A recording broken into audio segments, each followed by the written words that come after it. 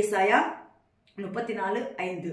வானங்களில் என் பட்டயம் வெறி கொண்டது, வானங்களில் என் பட்டயம் வெறி கொண்டது கர்த்தர் சொல்லுகிறார். வெறி கொண்டதாம் தேவனுடைய பட்டயம். எதற்கு வெறி கொண்டது? இதோ யோதோமின் மேலும் நான் சங்காரத்துக்கு நியமித்த ஜனத்தின் மேலும் அது நியாயம் செய்ய இறங்கும். நியாயம் செய்ய இறங்கி வருகிறது.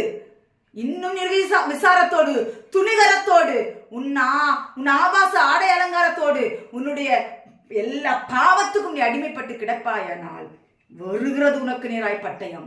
பட்டயம் அங்க சும்மா இருக்க முடியலையே. அந்த பட்டயத்துக்கு ஆண்டவர் சொல்றார், வானிலையில் பட்டயம் வெறி கொண்டது. கர்த்தருடைய பிள்ளைகளை வேதத்தை தியானியுங்கள்.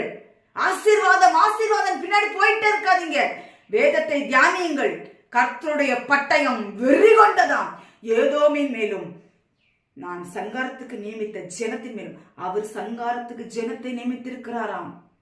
அந்த ஜனத்தின் மேலும் அது நியாயம் செய்ய இறங்கி வந்து கொண்டிருக்கிறது. கேர்ஃபுல்லா இருந்து மனம் திரும்ப வேண்டும் என்று தேவன் இந்த நாட்களில்